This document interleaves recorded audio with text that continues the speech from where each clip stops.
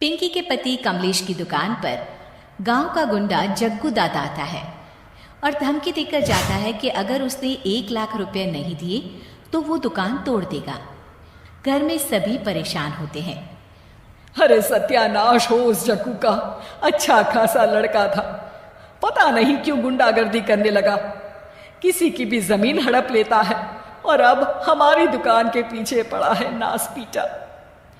मेरे तो कुछ भी समझ में नहीं आ रहा कि मैं क्या करूं।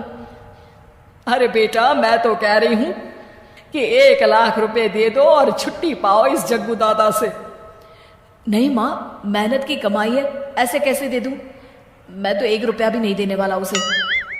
अरे पैसा तो दोबारा भी कमा लेंगे, पर जान है तो जहान है। नहीं पिताजी, मैं नहीं दूंगा पैसे, मैंने फैसला कर लिया है। पिंकी कमरे में आकर सोचने लगती है, मेरे पति के ऊपर ये कैसी मुसीबत आ गई है। हे भगवान, क्या करूं मैं?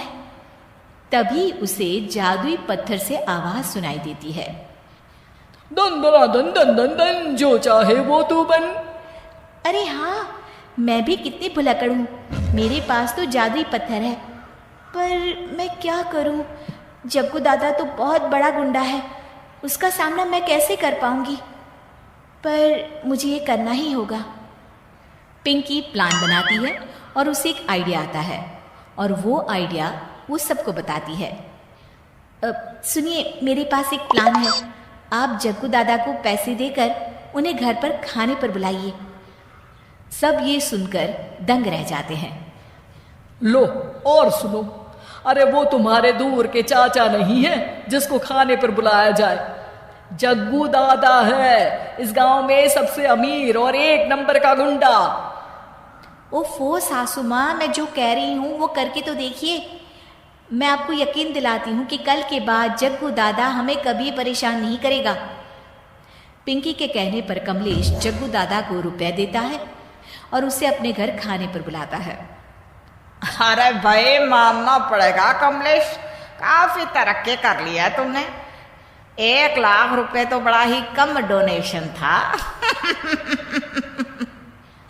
जग्गू दादा सोफे पर बैठता है और सबसे मिलने लगता है। अरे भाई लता मौसी, ठीक तो हो ना? सुना है घुटने में बहुत दर्द रहता है। हाँ बेटा, पर तुझे कैसे पता चला? अरे जग्गू दादा सारे गांव की खोज खबर रखता है, और वैसे भी मेरी माँ और आप तो बचपन की सहेलियां थी ना, तो आप तो हमारी मौसी हुई। मौसी कहकर 1 लाख रुपए का चूना लगा रहा है कमबख्त। तभी बेल बजती है और कमलेश दरवाजा खोलता है तो सब दंग रह जाते हैं। अरे एमपी साहब, आप आइए आइए, आप कमलेश को कैसे जानते हैं? अरे भाई, कमलेश हमारे बड़े ही अच्छे मित्र हैं और मैंने सुना है कि आप इनकी दुकान हड़पना चाहते हैं, इनसे चंदा भी मांगते हैं आप। अरे एमपी जी, वो तो बस थोड़ा धंधे में मंदी चल रही थी तो गांव वालों से थोड़ी मदद मांग ली। देखो जग्गू दादा, होंगे दादा तुम अपने घर के, ये हमारे पहचान के लोग हैं, इनके साथ तुमने कुछ भी उल्टा सीधा किया तो सीधा जेल में डाल देंगे, समझे? फिर वहां बाकी कैदियों से चंदा मांगते फिरोगे क्या? जग्गू घबरा जाता है और वहां से जाने लगता है। जी जी एमपी जी, समझ गए, हम चलते हैं, हमें माफ कर दो कमलेश बाबू। अरे बेटा, खाना तो खा लेता। अरे जग्गू दादा को भागता देख एमपी के रूप में बदली पिंकी हंसने लगती है और सब एमपी के पास आते हैं और उनका धन्यवाद करते हैं।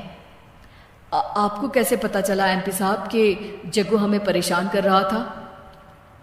आपकी बहू पिंकी है ना, बड़ी ही समझदार है, वो मेरे ऑफिस आई और मुझसे मदद मांगी। क्या पिंकी ने यह सब किया? पिंकी अपने रूप में वापस आ रही होती है। अच्छा, मैं चलता हूँ, मेरा मतलब है।